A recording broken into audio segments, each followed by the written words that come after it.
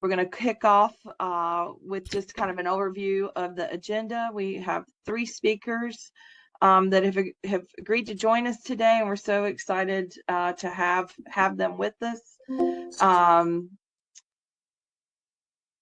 We will be recording today's webinar. We're going to have Q&A at the end of the webinar. We'll kick off with a couple of questions that we have, but along the way, we would invite you to drop in any questions that you have for the panelists into the chat box.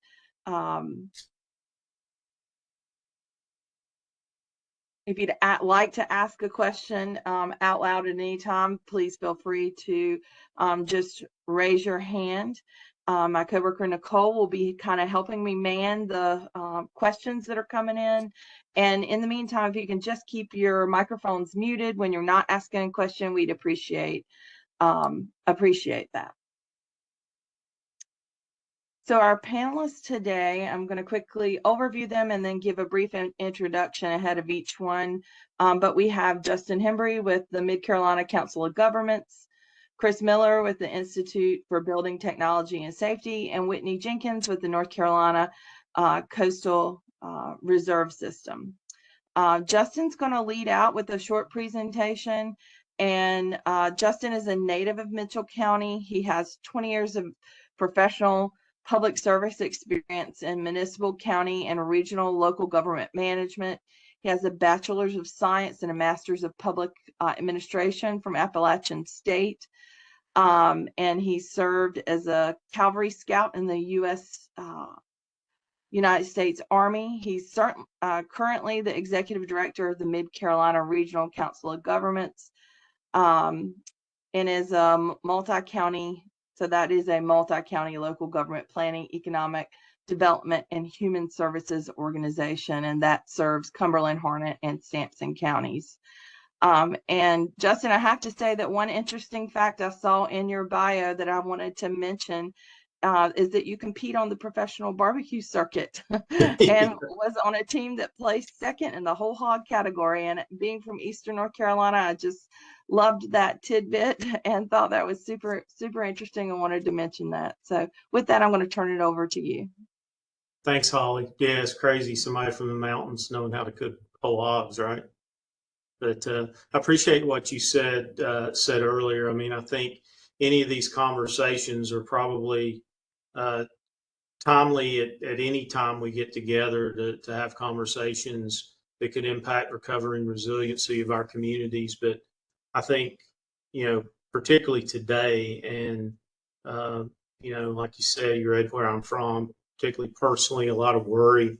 But yeah, so in terms of grant writing and grant administration, and, there's probably a lot of folks out there that know this and probably a lot of folks that don't. And quite frankly, there's probably a lot of folks that work in local government that may not be aware of resources that there are councils of governments. Some places call them councils of government, some places are regional councils, other places are planning commissions, but all those are used interchangeably and they all mean the same thing. So what I thought I would do is real quickly just give a brief overview of the COGS and then talk specifically about the assistance that we can provide specifically around grant writing and grant administration. So I'm going to share my screen here real quick and go to our website. Let's try this here. Can y'all see this?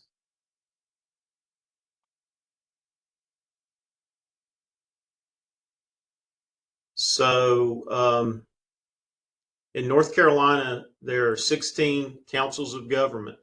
And you can see this is our website here, ncarcog.org. And these are the 16 councils of government in North Carolina. As you can see, each county in the state is covered by a COG. And you go to this website, and this will tell you specifically, which COG, which area, and give you a link to their email address, so you've got contact information and all those kind of things. But traditionally,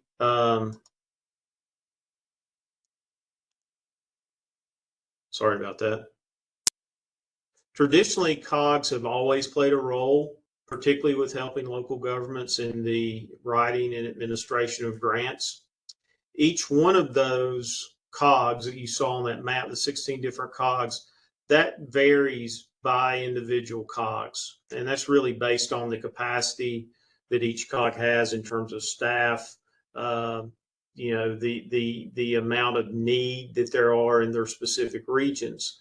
But so I say that as a broad overview, that to put some context around maybe some of the things that we've seen over the years that can be particularly helpful to units of government that are trying to navigate the world of grant writing, grant administration, and particularly in the areas of recovery and resiliency. So I'm going to draw on maybe my personal experience in the individual COGS that I've worked with to maybe share some best practices that I've seen or what we talk to our local governments about down here. So as Holly mentioned, with Mid-Carolina, our offices are in Fayetteville. We serve Cumberland, Harnett, and Sampson counties. And as y'all are aware, like what we're finding out now, really any place in North Carolina is a mix. I mean, even if you get in some of the more urbanized areas, you're still going to see a mix in the COGS of both rural and urban areas. And what we've seen is the biggest challenge, particularly for smaller communities, is that they don't have the capability to actually administer funds if they get those funds. So what I'm trying to say is that a lot of folks think, and it's I think hopeful in thinking that, well, if we just get some grants to fix problem X, Y, or Z, then that's going to solve all of our problems. I think what the issue with that is, and what we always recommend to our local governments, are make sure you're ready to bring this on board before you actually write the grant. Come up with a plan of how you're going to manage these programs prior to putting in that grant application. And applying for every grant that comes down the line may not be the best idea in these cases. So what we do down here, the vast majority of our municipalities, we've got 29 member governments. 3 of those are our counties. The rest, the other 26, are municipalities. The vast majority of those municipalities operate under the council or under the mayor council form of government. So that means that they don't have a full-time town manager that a lot of folks are used to. So they rely on, in a lot of cases, these are one-person operations. So it might be a town clerk that also serves as a zoning administrator, that also serves as a finance director. Very little capacity when it comes to being able to, one, write grants, and more importantly, administer grants. So what we've tried to do is set up a network across our region that our staff, Mid-Carolina staff, and through our local government services department, essentially provides those services, both pre-grant, helping with grant writing, but also on the administrative side. So we help folks go through the process of administering grants, filing expenditure reports, ensuring that deadlines are met, that the funding agencies set. And, kind of what we've found through that, and that's kind of led us, and Holly's heard me talk about this a couple times, but kind of what it's led us to do is take on 2 fairly new programs that get to really trying to make our communities more resilient when it comes to kind of, I call it hometown resiliency, or just bread and butter resiliency.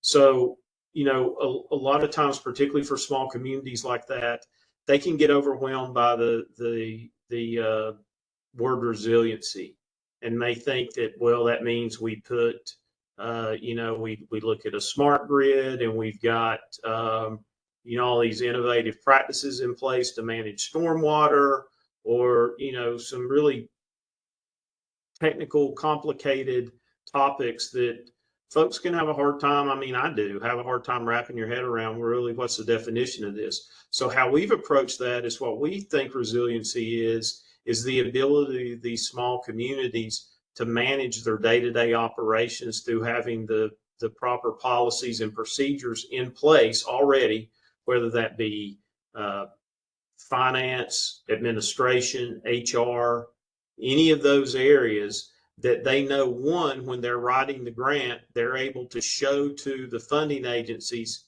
hey, we've really got a good system in place to ensure that we are good stewards of the money that we're asking y'all to give us to implement these projects.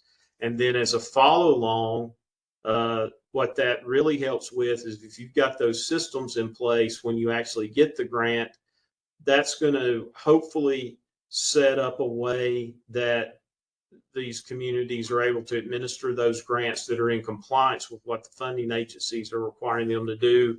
You don't have any hiccups with that, which in turn is going to lead to more likelihood you could potentially get grants again in the future. So that's kind of the approach we've took, and we've got kind of boots on the ground out there that are doing this kind of work. So we got folks that are serving, I call them, you know, kind of range riders, sort of like town administrators. That, so for instance, what we did with the communities this year were all of those small towns. We developed their budget and their budget ordinance for them. So we've got a template. So if you look at their budgets, all their budgets are kind of in the same format, the same template. Their budget ordinance was drafted to make sure that it included all the provisions that are required under the Local Government Budget and Fiscal Control Act. And, you know, what we found is we've set these things up. Those can be used in the future and passed along, building in that quote unquote resiliency, that we know that we've got a good model in place. And as we pass this along to the local governments to manage on their own, they're going to have the good models in place. The second thing we've done is recently we actually added a staff member that's got more of a background in the public works or engineering side of the operations. So what that's allowed us to do is have a technical expert, and particularly if you're thinking about grants that provide funds for utility improvements, it's important to have someone on that side of the table that is, for lack of a better word, an advocate for the municipality, or, you know, in some cases, the counties you're working with. And we saw that as kind of a gap on our staff, that we had the planners, we had the administrative side, we could write the grants, we could administer the grants. But when it came to having someone that actually could understand the operations and maintenance of a system, along with the actual build out of capital projects from more the engineering or public works perspective, that was a big void. So that's come on, and actually we're already seeing some positive results from that with some with a couple of grants and some asset inventory work that we've been able to step in and I think really have a positive impact on.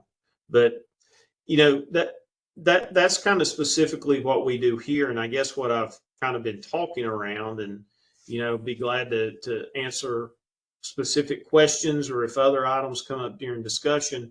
But one thing I would like most folks to, or all folks to take away from this is, one, the councils of government across North Carolina, and they're here to help their member governments. So in one way or another, all councils have a role, or in the past have had a role, in grant writing. So they've got experts that can help you develop a project and translate that into a grant application, in a lot of cases, very successful grant application. And we have staff that can help you on the administrative side of it. So after you actually get the money, you know, how do we spend this money? How do we stay in compliance with whether it be state requirements or federal requirements or both, or a nonprofit? We've got folks that can help with that. So keep that in mind, that, you know, you're not on your own. We're here to help. And I say we collectively as the 16 cogs across the state. And the other thing to keep in mind is, and like I said before, each cog has a little bit different capacity in different areas. So we may have, and we're doing this right now, we've got one of our neighboring cogs that doesn't have quite the same capacity we do, but through a statewide, more or less interlocal agreement or interregional agreement that all 16 cogs have together, we can share staffing resources. So for instance, we're assisting a community in one of our neighboring cogs with the grant administration work on a utility project that they did. So, collectively across the state, the 16 cogs are here to help. And, a lot of times we may not have all the answers, but I think one thing that we are really good at, and particularly our line staff that's out there day to day and the local governments are good at, if they don't know the answer to the question, they know somebody who has the answers to the question. And we want folks to see us as a resource from, even figuring out what the idea of a project is all the way to doing the final administrative report required to close out a grant. That's what we're here to do, to help y'all do.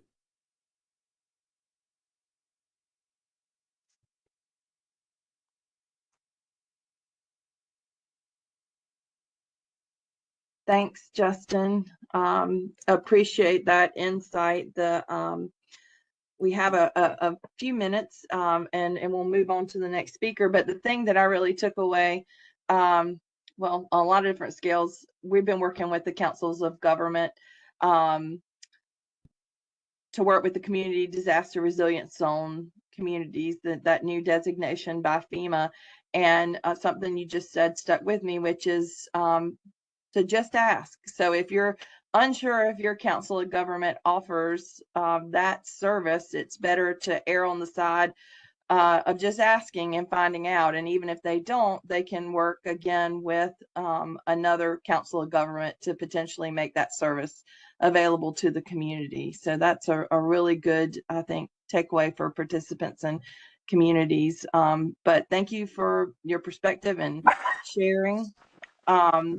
And we're going to hold questions till the end. So next up, we'll have Chris Miller with IBTS. And Mr. Miller offers more than 30 years of professional local government experience, including managing cross-functional teams that emphasize operations and client services. He has relevant experience from his work as a consultant to the U.S. Treasury Department over multiple grant cycles.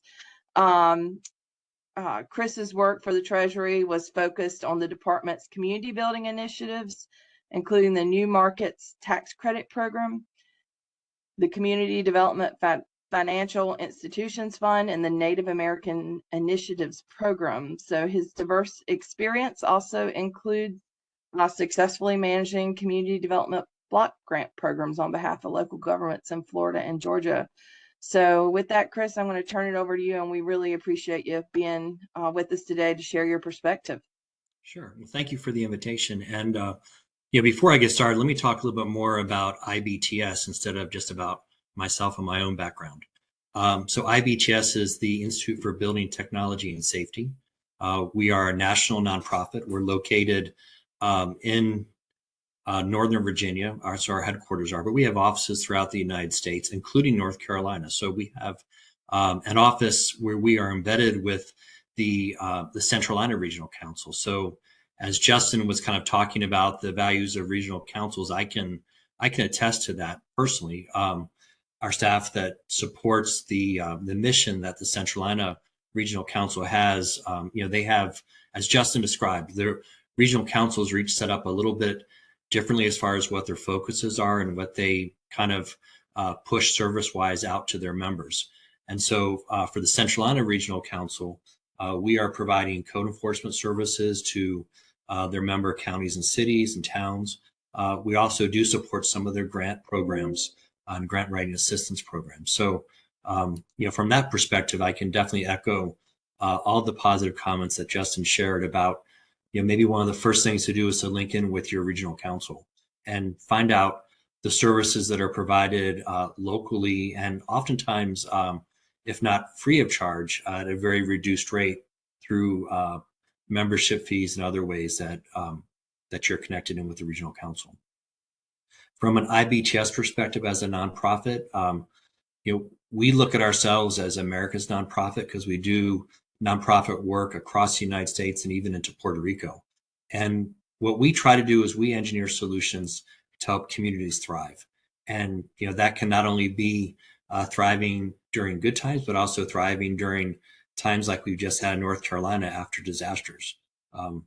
Fortunately, I checked in with both friends and family that are in the Silva and the Asheboro area, and everybody's fine. But it's a reminder of once the stormwaters recede, that that's when the recovery work begins. And there's kind of, in my mind, there's two phases of recovery. One is the work that you do in advance of the storm before your community is hit with something as horrific as Hurricane Helene, and we've seen Asheville and kind of what it looks like currently, and thinking about the devastation. There are lots of pieces that can be done beforehand, and some of the things that IBTS has done, not only in disaster response, but kind of in the pre-planning stages before disaster, just so a community is ready to tackle the issues that come about after the storm. And things that communities forget about oftentimes is that not only will you be recovering from the storm, but you'll also be providing the same services that you had to provide prior to the storm event. And so that can make things very difficult on staff and can really strain the resources of staff. And so some of the things that we look at first is making sure that local officials are educated about the FEMA, the Small Business Administration, and the CDBG type programs that are available that'll come into effect after a nationally declared storm event. The time to learn about these programs is not once the storm has occurred, but prior. And again, as Justin's pointed out, some of the resources available are not only at the state and federal level, but also within the regional planning councils. Look at ways that you'll be able to outreach and intake process permits that come in afterwards, after the storm event, and think about the grant management expertise that you may or may not have on your staff. Some of the things that are most difficult about federal funds and federal grants is the administration portion of it. It's not necessarily hard to get the grant, although I'll talk to that in a minute. One of the challenging aspects of it is once you receive those grant funds, is staying in federal compliance and doing the things that are required to make sure that grant funds, of course, they're spent properly, but that you track how they're spent and that you can provide all the documentation needed to either federal or state government to show that those grant funds were provided properly. One of the things that IBTS has done in the past is, we as a nonprofit can be a subrecipient to local government and help the government provide or push out those grant funds. And some of the things that we do as part of our subrecipient agreements is that, of course, we adhere to all federal and state requirements. We go through the bureaucratic rules and make sure that things like Bacon-Davis and other federal requirements are administered properly, and we verify compliance throughout the process. And this can include things like finding subcontractors to do the Build Back Better programs, looking at disaster assessments and disaster relief. There are a lot of components that go into the compliance and reporting section. And we look at all of those pieces as requirements. I know there are some questions that will come up afterwards about grants that we've administered or funds that we've identified, and we can talk about that when those questions come up. But some of the things that I think would be good tips for people to follow, and I've written a couple of them down. Number one is to make sure that you have enough staff in place to ensure compliance. That's a place that a lot of communities fall short. As Justin has mentioned, there are a lot of towns and villages within North Carolina that really are a strong mayor form of government with a council. Not very much on the administrative side. It's just the size of the community doesn't allow it to have a fully fledged staff to handle all these requirements. So one of the things to make sure that you do on the upfront portion of these grant opportunities is to make sure that you have enough staff available to actually administer the grant on behalf of the local government. There are a lot of training opportunities that are provided throughout the year from FEMA, from HUD, from the state. Make sure that your staff is taking advantage of all these available opportunities, because the best thing you can do to prepare for a storm event or a grant is to work beforehand, before you either receive the grant funds or before you have the storm event that visits your community, because then you'll be prepared, you'll have an action plan in place, and you won't be caught unaware of some of these requirements. Finally, just make sure that you document everything. And even as a nonprofit who does this on a kind of on a daily basis, we've actually made the mistake ourselves where we have a community in Louisiana that we provide all the staff for. It's called Central Louisiana. It's outside of Baton Rouge, and we had a catastrophic flood. Not only were the homeowners and businesses affected, but we were affected as well. We had water halfway up the drywall in our buildings. Our permits were floating in boxes. So we came and we just jumped in feet first, did what had to be done to get the community back into shape, processed all the build back permits, and including the regular permits. We have areas that were not affected by the flood. But during that time, we did not document everything that we should have documented for reimbursement from the federal government. Just like local communities, sometimes you just step in and do what has to be done. And so, we probably missed out on $500 to $1 million in reimbursement funding that we could have received even as a nonprofit working on behalf of the city. But, we just chose to, not track that as closely as we should have, because we were in response mode. And so I think, it's a lesson that we've thought about afterwards often. And I think local communities can, bear that in mind as well. Similar things that we can talk about today on the resiliency side, thinking about how to best prepare yourself in the event of a storm event. We have something called the Community Resilience Assessment Framework and Tools program. It's called CRAFT, C-R-A-F-T. And we utilize this as kind of a planning program to go into communities before a storm event, just when they're thinking about resiliency, not only from a built environment, but an environmental environment as well. And looking at all the community's policies and framework and planning, just to make sure that you kind of take an assessment just from the basic planning background, look at where you are today and where the community would like to be in meetings with stakeholders and elected officials. It's a very long and documented process. Patrick Howell is on the call for IBTS as well. He's our point person with our CRAFT assessments. But these have been very successful, and we've they've been done in areas that are very diverse, from Orlando, Florida, to Adams County, Colorado, where Denver is located. So they don't necessarily have to be in a very dense environment. It's just an environment that, like all communities, wants to be more resilient. So I can talk about that a little bit as the opportunity presents itself, but I did want to make everybody aware of that, and I see that we have that up in the chat as well. So thanks, Nicole, for sharing that. With that, I'll kind of pull back later for answer questions. Great. Thanks, Chris. Lots of good information. One of the key pieces I heard in there was to identify your funding sources early, ahead of the event, to really understand the requirements, and letting that be the basis of project development and plan development. Let that be a lens. And so with that, I was going to mention and see if Nicole could drop the link in the chat, but North Carolina this past year, our team, and I believe Andrea Webster is on the call, was the lead in helping to stand up the North Carolina Resilience Exchange.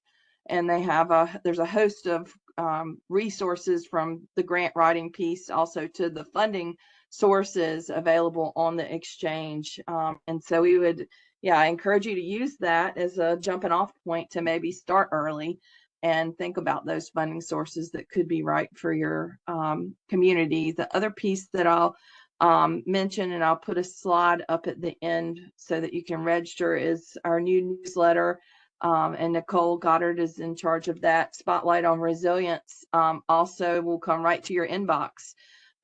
with latest kind of updates and grant reminders, what's coming out soon. So just 2 resources to help you do what Chris is talking about, which is to start early. But Chris, thanks for that perspective.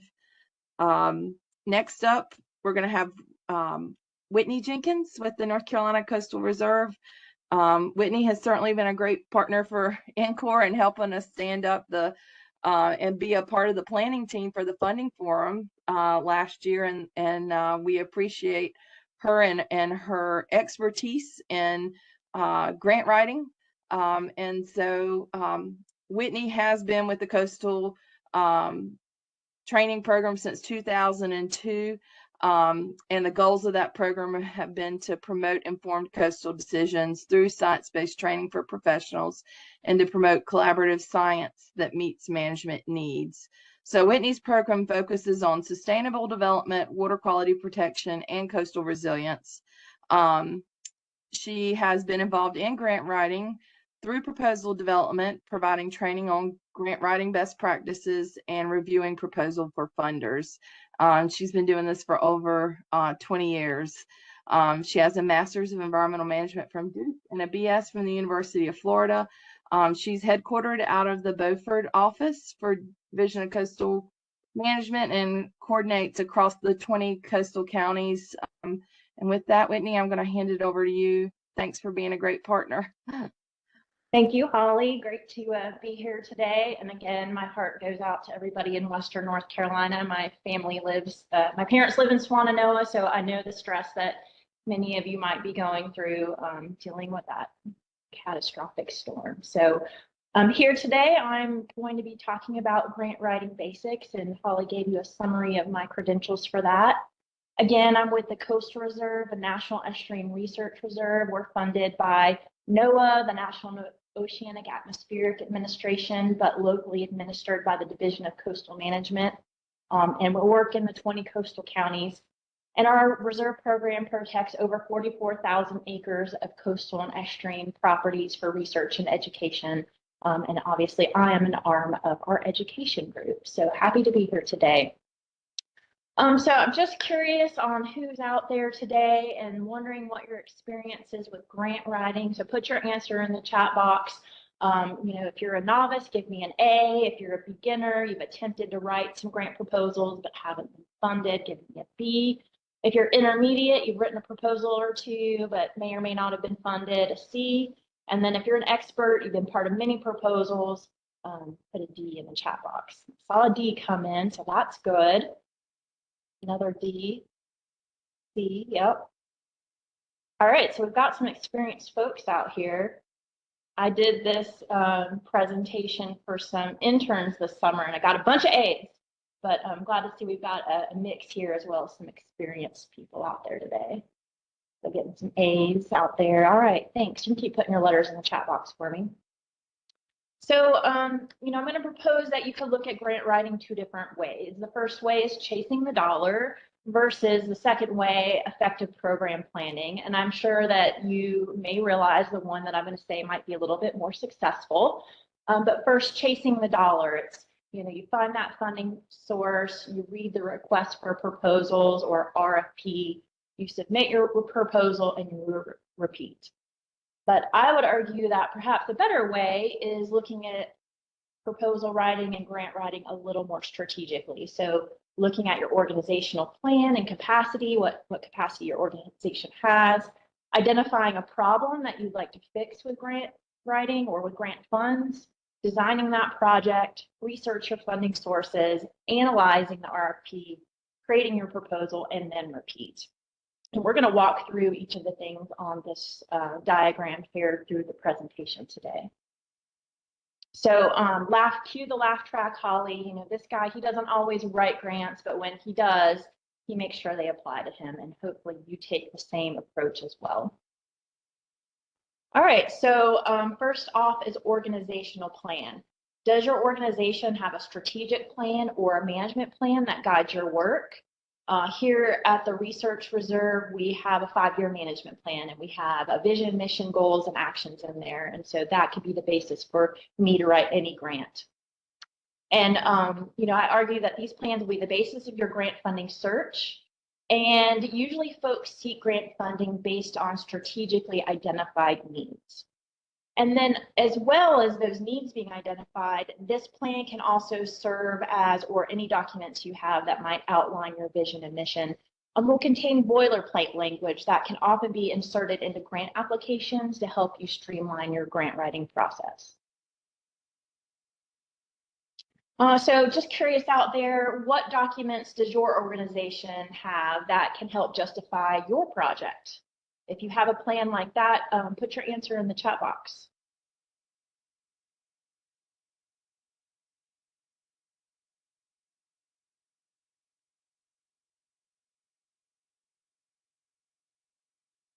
I'm not seeing any come through, but I'm sure y'all have plans.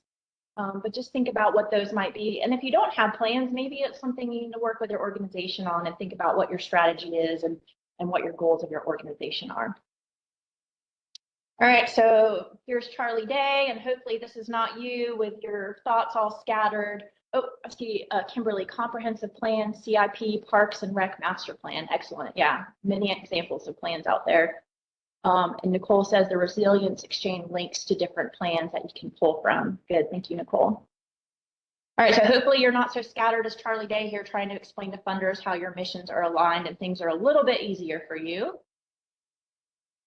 So thinking next about your organization's capacity, and Chris touched on this earlier, what is your capacity to take on external funding? And think about that before you go and seek funding. So who's going to be your project lead that will foster communication with the project team and ensure deliverables are met, that funding is properly spent, and that deadlines are kept? What staff will support project implementation and decision making? Who will manage the budget, pay invoices, and handle subcontracts? Do you need technical experts? Do you have those folks on staff, or do you need to partner with another organization? Do you need to engage the public or have other outreach needs? Are those folks on staff, or again, do you need to partner with other experts? And when writing your proposal, make a detailed plan of who will do what and when. That will set you up for success if you are awarded funding. So next up is identification of a problem. So I'm familiar with the Resilient Coastal Communities program that's administered by the Division of Coastal Management. If you're part of that program, you likely have a resilience strategy project portfolio. And then there's also regionally identified needs through the RISE program that Holly works with. Perhaps your organization's plan has identified problems, or there's existing plans out there. Reference those in your proposals to support your case for funding. And these existing plans could include, and you've mentioned several of them in the chat box already, land use plans, comprehensive plans, transportation plans, watershed restoration plans, or other strategic documents. And there's also state reports out there, such as the North Carolina Climate Risk Assessment and Resilience Plan, or the Coastal Habitat Protection Plan. Use all of these things where plans have been identified to help support your case for funding. So just curious for the folks out there, what problems are you trying to solve through grant writing? You can put your answer in the chat box.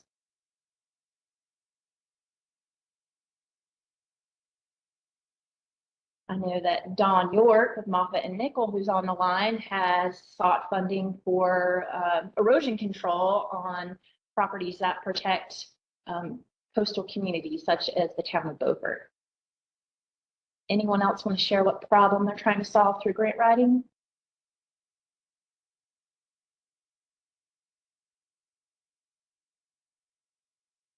Housing insecurity.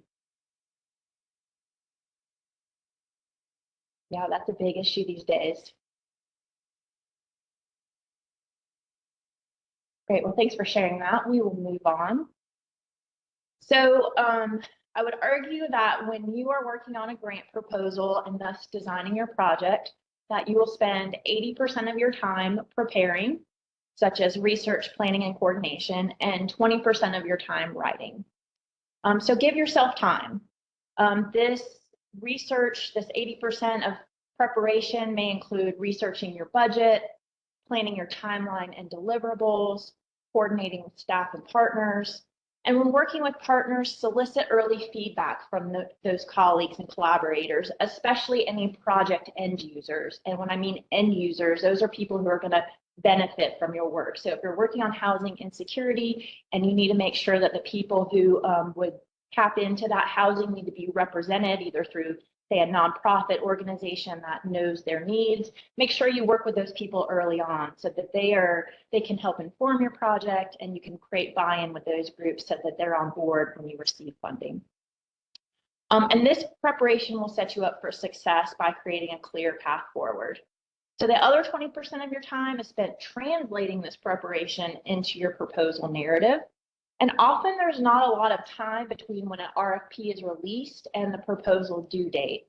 But many of these grants you might be looking at are on a cycle. That is, they come out every year around the same time. So you can plan ahead and create a calendar of tasks to prepare for when that RFP is released. All right, so I'm sure y'all have felt like this at some point in your life, that sometimes preparing a grant proposal feels like herding cats, and there's no other feeling like it in the world. I would say that 80% of my time is considered herding cats.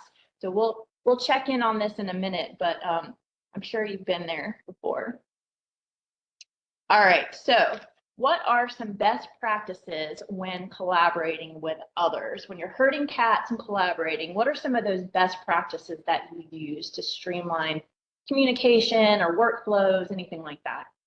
Anybody want to add something to the chat box?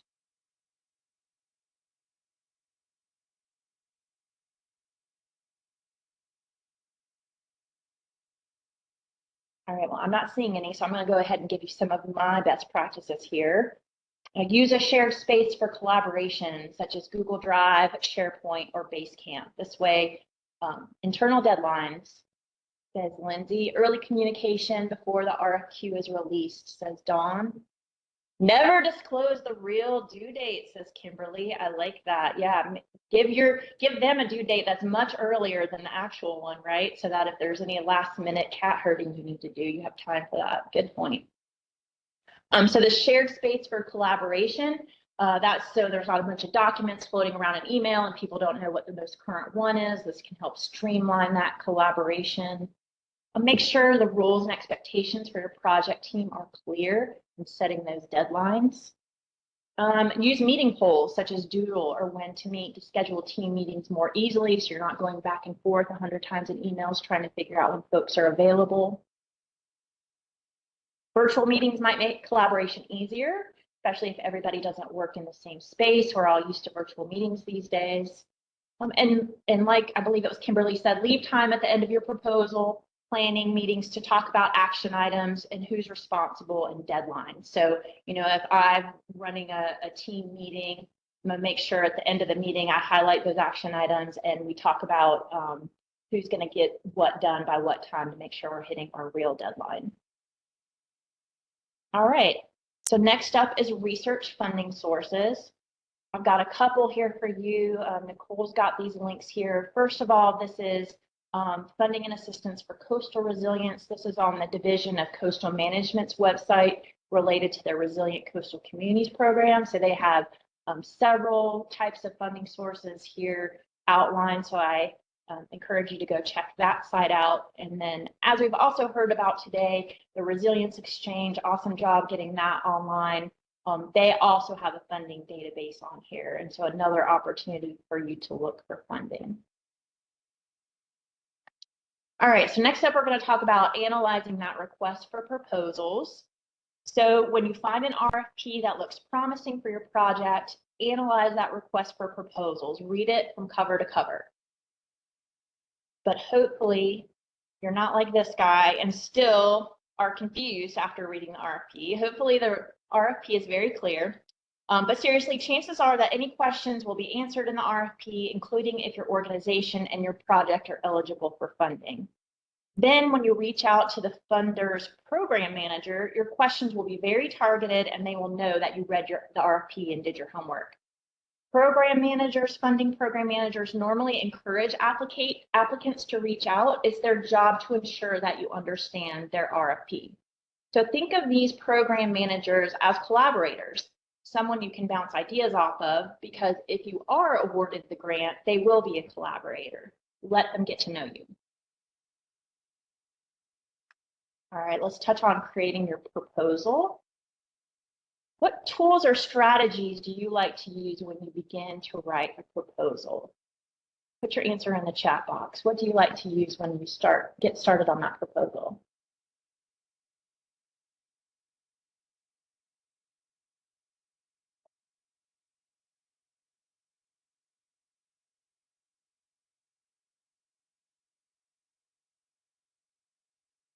Holly, an outline? Actually, yeah, totally. I will take the RFP. You know, they'll give you the sections they want you to touch on in your proposal. Take that out, you know, take those headers and make that your outline so you know exactly what elements you have to complete in that proposal. Any other tools or strategies y'all use? All right, I'm going to scroll through my list here. Oh, let's see. Dawn says, create a project description and purpose, and then need to ensure, oh, I lost the rest of that. I think it was kind of, I didn't see the whole thing, Dawn, but I think it was something like a, sort of like a vision for the project to help you. And that it meets the RFQ requirements. That was the Yeah. last chunk. Yeah. Thank you. Yep, exactly. All right, so here's some other tools and strategies. So recycle relevant content that you've written in the past. Remember that boilerplate language you might have from your organizational plan or from some other plan, reuse that. Or I'm sure you have past proposals. I'll pause there. Nicole says, look at the scoring criteria to make sure you're hitting on all of those elements. Excellent. And it would be interesting to see if the scoring criteria matches like the required elements of the RFP. I would hope that it would, that it's a well-written RFP and those things connect.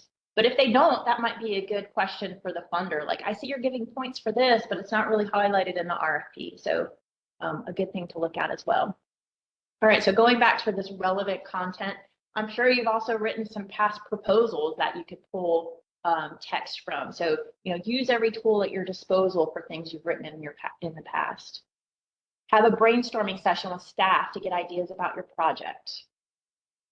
Create a narrative of the vision of the project to use when communicating with partners or creating buy-in with end users. So I'm sure you might write, you know, 15 emails to different people about this project and how you would like them to get involved. Well, work on that vision in the beginning so that sort of the who, what, where, why, when is all in that email and ready for your collaborator, and they don't have to ask a bunch of follow-up questions, and you've already got sort of this idea that you can push forward with your collaborators. Break the application down by sections found in the RFP, use as an outline to begin the proposal writing process. We mentioned that already, and connect that to the scoring criteria. I'll add that to my presentation for next time. Create a task timeline to ensure everything gets accomplished by the RFP deadline, including people responsible for each task. And create a list of questions as you work through the proposal so that you can consolidate your communications with the funder and partners, because you don't want to keep going back to the program manager of the funding source, you know, with 10 different emails. You want to make sure your communication with them is concise and streamlined. All right, so letters of support. These can come from partners, collaborators, or end users who are supporting the implementation of your project. So think about, does it make sense to include a letter of support? And, you know, it's usually people who are not named as, you know, like part of the project team. It's usually maybe people adjacent to the project who might be end users or might have some other role in the project, but aren't directly involved in the day-to-day implementation of the project. And you might want to provide these folks a letter template for them to customize on their own letterhead, but allow space for them to sort of customize the language, especially if you have multiple letters, because you don't want all of your letters of support to say exactly the same thing. All right, let's talk about budget. The budget is an important piece of your proposal because it shows the funder exactly what their money will be used for. Use as specific costs as possible. Don't make numbers up. This is important so that you can actually accomplish what you're proposing. Read the RFP to find out about project match. Many funders require a certain percentage of matching funds or in-kind match. Are there restrictions on what types of funds can be used as match? For example, you can't use federal money to match a federal grant. Is in-kind match allowed? That is a non-cash contribution of value such as personnel time or services. So if you're a local government doing a construction project, in-kind match could be your public works staff time and use of equipment owned by the town to complete the project. Again, use specific costs as possible, even with those in-kind numbers. Review the RFP carefully to make sure your budget items are eligible to fund through this funding source. You know, are you trying to buy equipment? Maybe equipment purchases aren't allowed. Are you wanting to do a big stakeholder meeting at the end and have a meal provided to encourage participation? Maybe you're not allowed to buy food with this grant funding. So make sure those expenses are eligible. A lot of times, in addition to a spreadsheet where you'll have numbers, you're also going to have a budget narrative. And this is where you're going to explain how you arrived at your budget and expense categories, expand on the description of your budget line items, and share any additional funding sources that are planned for the project. And check and double check that numbers in your budget spreadsheet match the numbers in your project narrative. You know, you might want to use the spreadsheet as your working document and just put placeholders, you know, and highlight them in yellow or something in your narrative to make sure those numbers match, because you don't want discrepancies, because you don't want those funders to think that you aren't organized and tracking on all of these things. And then many times an RFP will provide you with a budget spreadsheet template for your proposal. And just be sure to use any of those tools that are provided in the RFP. And I've got a resource down here. This was specific to nonprofits, but I think it's still relevant here. And Nicole's got this link to put in the chat box for you. All right, now we'll talk about assembling and polishing your proposal. So follow the RFP directions, especially about page limits and formatting. For example, they want 12-point Times New Roman font with 1-inch margin. These little details matter. Sometimes funders will include a checklist for required elements, and again, use every tool available. Funders want you to be successful. Their job is to give out money, but they have many good projects to choose from. So again, use every tool out there. So once assembled, see if someone will read your entire proposal cover to cover. Ideally, someone who is not involved in drafting the proposal. They will be in a similar position as your proposal reviewers. And then be mindful about those internal review deadlines for approving the proposal or the budget.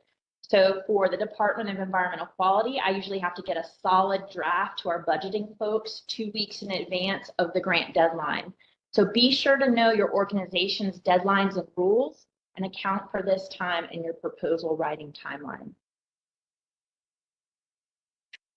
All right, so intangible qualities of a good grant proposal. That is something that's not explicitly mentioned in the RFP. Does anybody have examples of what an intangible quality of a good proposal might be? Put those in the chat box.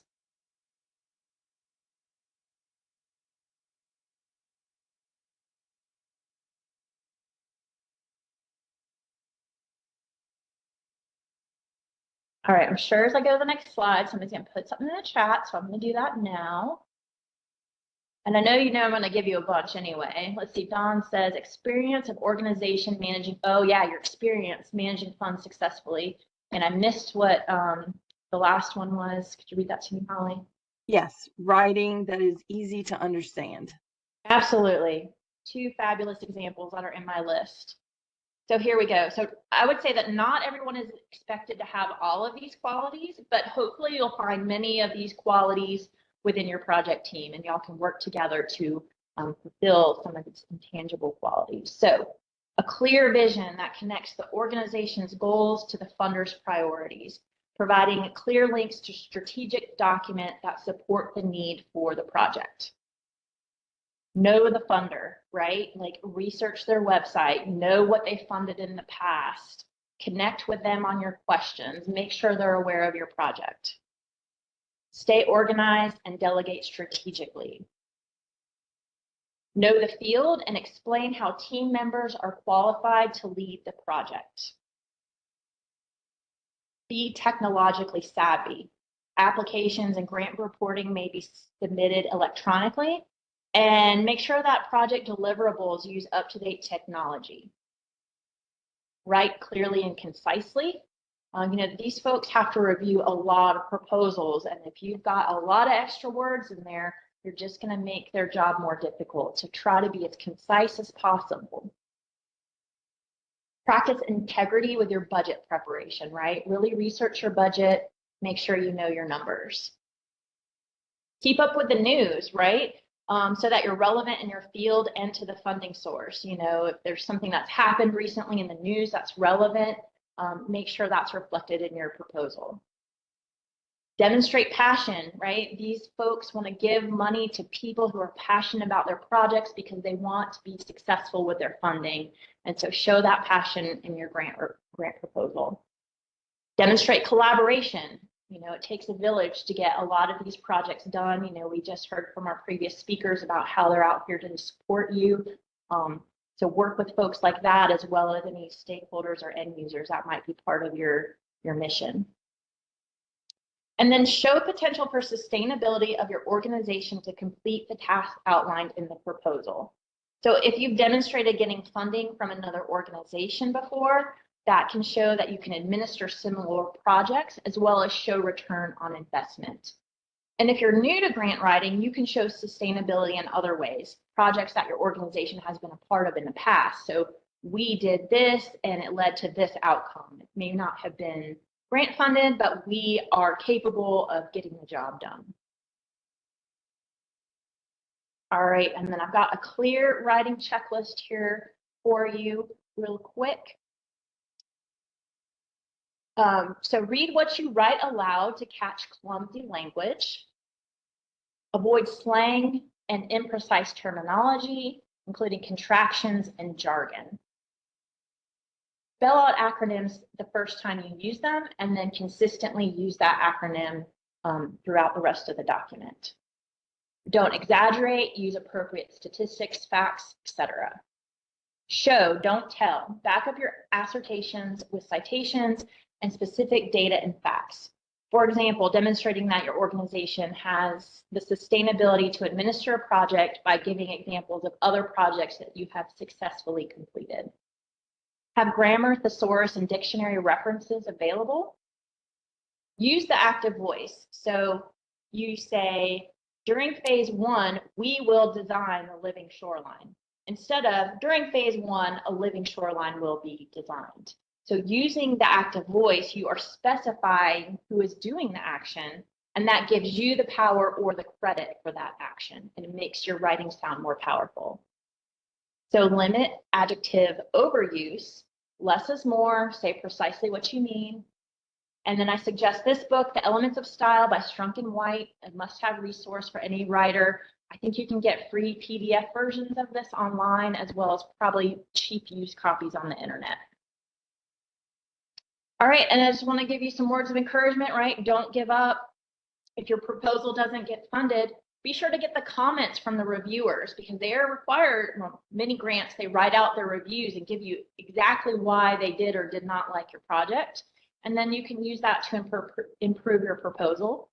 Because if you're truly designing a project, or you're truly designing your proposal based on a project, you already have most of the work done for the next time you find an appropriate RFP. And then with that, if you are old enough to remember Oprah and her famous Christmas show, she would just hand things out, and I hope that all of you get the money that you can fulfill your grant projects. And with that, I will turn it back over to you, Holly. Great. Thanks, Whitney. Yes, thank you for walking us through the, the details, the tips from everything from the budget down to kind of the more soft skills, the clear writing, all of those pieces are so important. So we're going to move into our Q&A time, and we've had 3 really great perspectives. Justin and Chris really giving us perspective from both the Council of Governments and a nonprofit that are knee deep and kind of boots on the ground and helping local communities through the process, what to think about. And then Whitney's step-by-step walkthrough of tips and pointers for each part of your typical grant application. I'm going to kick it off with just a general question, and then if people have questions, you can drop those in the chat again, or if you want to raise your virtual hand and ask the panel, then we'd love to have you do that too. So if someone in a community has never written a grant or applied for funding, what is the first piece of advice that you would give them, guys? And I'll toss that out to either of the 3 of you who would like to take a stab at that first.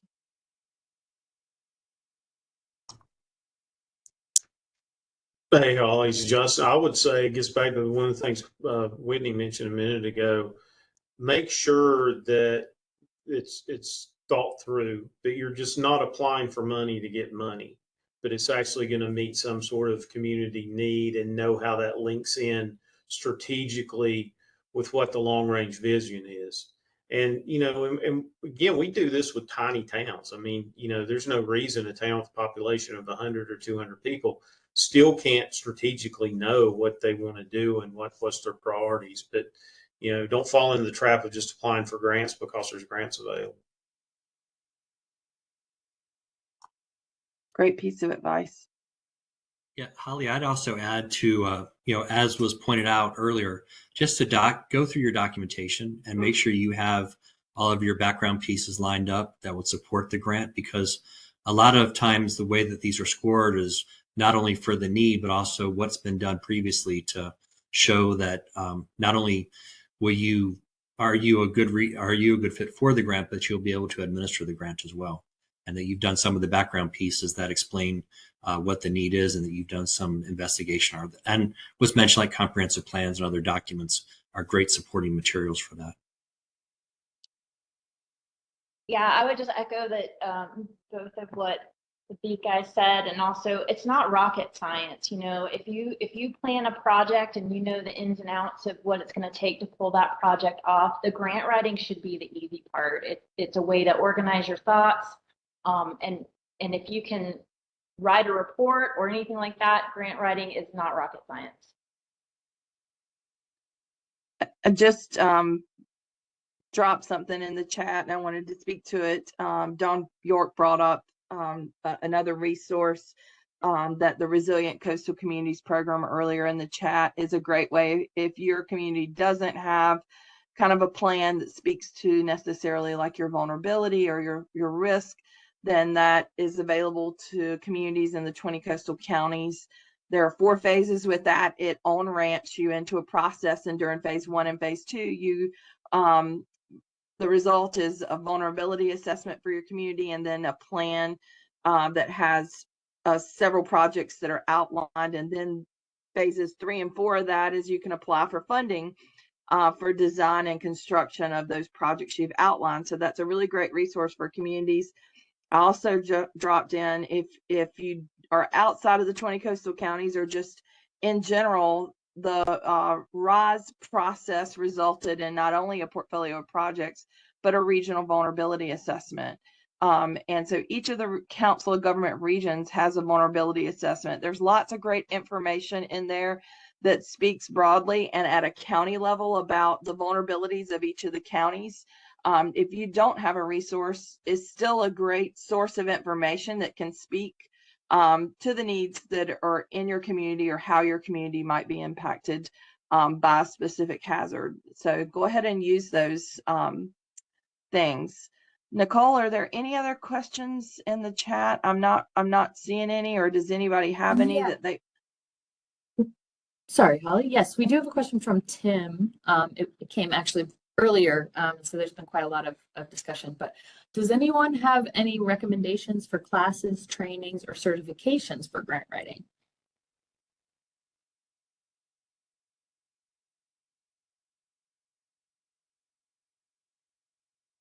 I do have a colleague, her name is Kathy Angel.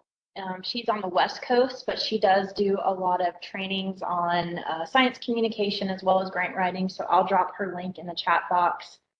That's really, I don't think there are that many courses out there that I'm aware of. I don't know if our other panelists are. Yeah, there is a grant writing certification you can achieve, and I can try to find that and email that to Nicole or Holly after the call is done. But that is kind of a standard thing that many in the grant writing community have as a credential. Yeah, and I think a lot of those, and not that it wouldn't be helpful, I think a lot of the classes and trainings are tailored really specifically towards nonprofits. But you will see, some. I get emails all the time with, pushing out grant training through a specific thing.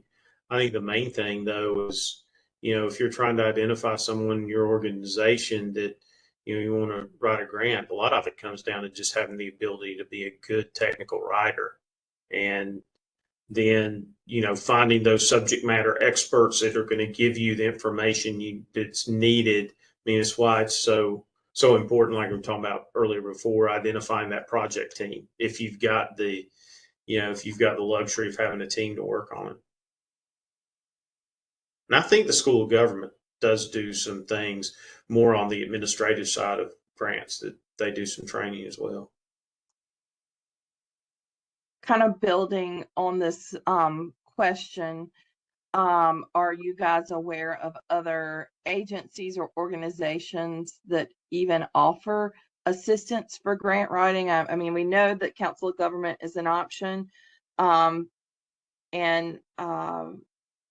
there's a few others out there, but do you have thoughts on others that are assisting communities in this? Where can local governments look to for support beyond the folks that we have featured today on our call, which is a great start?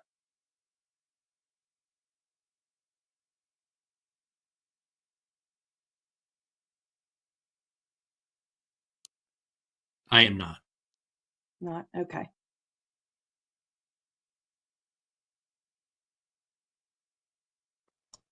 Yeah, I'm not aware of any either. I mean, there's obviously, there's some for-profit companies that provide grant writing administration services, and I've worked in some areas where the community foundations have been involved with helping with that. But in terms of the overarching scope of the primary mission, I'm not aware of any. Okay. I'm sure there's some out there. I just don't know.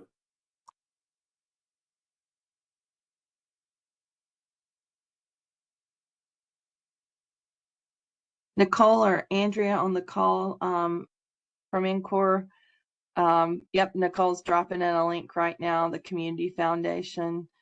Do you guys have any other thoughts to add to this?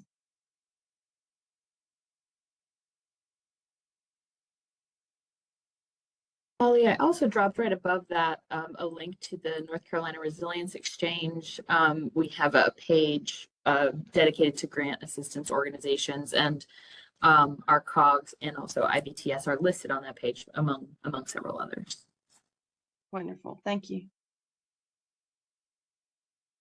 And this is Andrea Webster. I also wanted to mention that I'll put a link, or maybe Nicole can share a link too, but we also have a Find Experts page on the Resilience Exchange. So if you're looking for assistance with grant writing, there are several folks in that database that have said they're willing to help people across the state with grant writing, whether that be direct grant writing or just advice or offering trainings or things like that. So I would certainly encourage you to take advantage of that.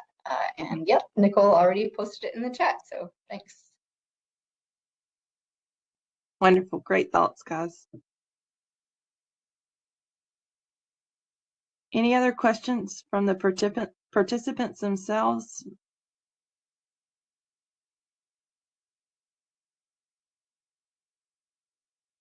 Holly, we do have a question, and maybe this is, more specifically for the NCORE staff on here. Oh, and it's actually from Dawn, who's raised her hand. Dawn, would you like to go ahead and ask your question out loud? You can come off mute. Hey, sure. Thanks, Nicole. Thanks everyone for the presentation. It was really informative. Appreciate it. Yes, I live in Wilmington, so at the bottom of the Cape Fear, and I've read over the Cape Fear project portfolio and deliverables of vulnerability assessment, et cetera, that was developed by NCORE. And I'm very interested in understanding how these types of projects will be funded and implemented in the future. Are these primarily being led by the COG or NCORE? And do potential funding needs to be secured in order for some of these projects to move forward? So just curious of that. Sure. Yeah, great question. It's really occurring at different levels with each of the different portfolio regions, I would say is the easy answer, Dawn. And we with that are supporting projects in implementation. But it helps to have a lead partner on the ground, whether that be a COG or a local government, to take lead on that. Most of them, are going to need funding to kind of supplement that. So oftentimes it's identifying potentially a lead partner and then trying to locate the funding source that might move that forward. Different regions have already began different projects. Justin's region, Mid-Carolina, they're working on a backup energy project that for critical facilities and vulnerable populations.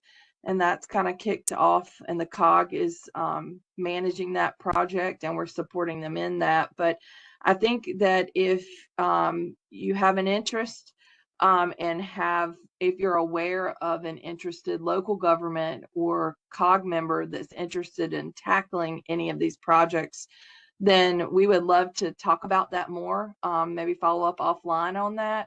I know that we're actively been working with, like, specific to the Cape Fear region. We've been working with all the COGs to try to see where there might be synergies to move forward. So again, we're happy to have conversations about how we can best move these projects forward. It's really happening on a case-by-case basis with the partners on the ground who have the capacity to assist, and then funding, obviously. Great, thank you.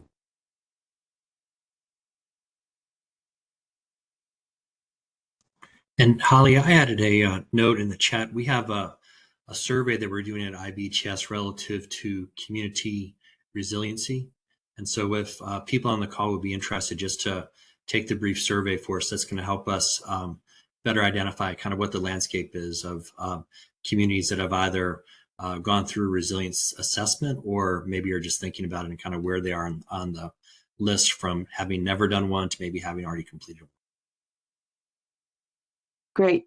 And you put that in the chat. I see the survey link for that. Any other questions from participants? Feel free to come off mute and ask yourself if you'd like.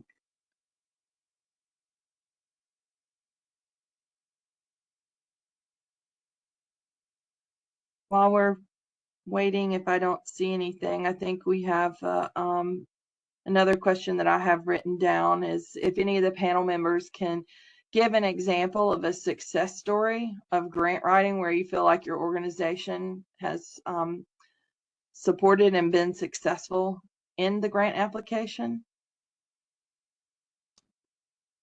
Yeah, I can share two examples. One would be prior to the ARPA funds being released, there was the COVID CARES dollars. And so we utilized COVID CARES for a community in Florida to do a utility assistance payment program. So not only did we write the grant that utilized the funds, but then we administered it as well on behalf of the city of Palm Coast. Relative to disaster response, we've done a couple of large-scale programs, but one that was really interesting was a FEMA disaster response program for Cleveland County, which is in Oklahoma. And Cleveland County was impacted by a series of floods over a course of 2 years.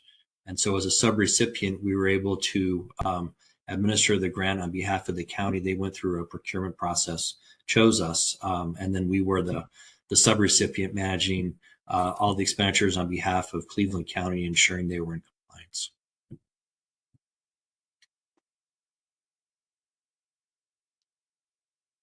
We've gotten a grant from NOAA to do some engagement work up in the northeast part of North Carolina, and the goal of that was to foster community engagement to help inform a water management study. The community has been experiencing flooding, and there was a contractor brought in to help model the watershed, but we really needed to hear from the local voices. And so I think the biggest lesson learned on that project for us was just the amazing team that I happened to put together, and how really having good people on your team can make a project not only successful, but also satisfying from, a professional perspective. So, think closely about those important collaborators and how you can bring them in to help administer that grant proposal and get things done.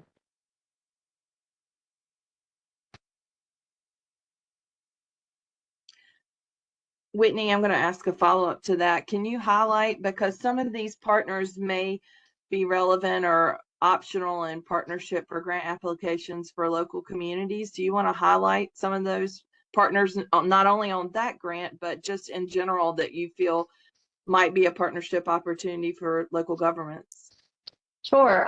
My experience is mostly on the coast, but there's definitely a lot of folks who have outreach, engagement, and education experience, and those might be partners that you don't have expertise on, that those partners could help fill that role. So, for example, the Nature Conservancy, folks in those offices, and they're statewide, worldwide, actually. So that you might have some Nature Conservancy folks close to you, but they're good at things like participatory mapping and working with a local community to, say, identify flooding hot spots on a map, and then digitizing that map and giving that data to the engineer contractor to incorporate into their work. There's also National Estuary Program. So the Albemarle Pamlico National Estuary Partnership in North Carolina, they have to work within their watershed. It does go a little bit inland and up into Virginia, but they also have experts in outreach and engagement. Obviously, I'm a resource if you're working on the coast with the North Carolina Coastal Reserve, but I'm sure there's many nonprofits out there. A nonprofit that comes to mind is the North Carolina Coastal Federation. They have 3 educators along the coast, and those folks can also help with outreach engagement efforts. So there's a lot of organizations out there, because I know that probably local governments and other organizations may not have that expertise, but I bet there's a nonprofit or another agency near you that does have that education and engagement experience. Great, that's really helpful. Justin, were there any, or Chris, that come to mind for you that are like go-to partners for you if you're applying together on a grant application? Yeah, I mean, a lot of partners we work with are actually funding. They serve a dual role. They're project partners, but they're also funding partners in some cases. So, for instance, NCOR or, Sure. DEQ, different programs. Probably the main one that you'll hear most COGS talk about on the federal level being EDA, and yeah, those are probably the big ones. You said EDA? Mm-hmm. Okay. Economic Development Administration. Yeah. Okay. Yep. Just wanted to clarify. Wonderful. Yeah, and we mostly look oftentimes for local businesses or local engineering firms to partner with as well.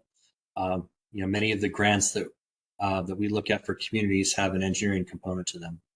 They're getting projects that are shovel ready as part of the grant application. But because of that, we do try to work within the local network of whatever community we're working within. So we can find engineering firms or other outreach firms in some cases. Thanks, Chris. Any other questions or thoughts from participants? If not, we can give you back 9 minutes in your day.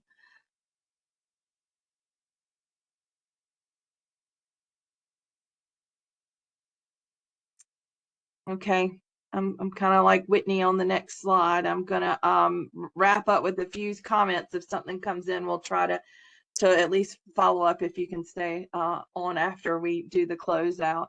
So our next Spotlight on Resilience webinar will be on January the 27th in the new year, focused on green infrastructure and nature-based solutions. Nicole will put a registration link for the webinar in the chat. And there'll be more details on the presenters and an agenda forthcoming soon. We're also going to be hosting a webinar in March on understanding and using climate data and preparing for heat season in June. So those are two other webinars that are upcoming again, both in March and June. If you haven't already, I know Nicole shared the link for the resilience. Sorry, guys, I'm trying to do two things at once, and I'm not super great at it, apparently. But the newsletter, Spotlight on Resilience, if you haven't signed up for that, that brings all those grant reminders, trainings, all the things that we've been talking about and asking about. They're going to come directly to your inbox as a reminder, and you can sign up from there. So we encourage you to go ahead and sign up. And again, huge thanks to our presenters today. Thank you for sharing your wisdom and your perspective. And thank you, participants, for making time to join us on the call. And again, our continued thoughts and prayers for Western North Carolina communities. Thanks so much, guys.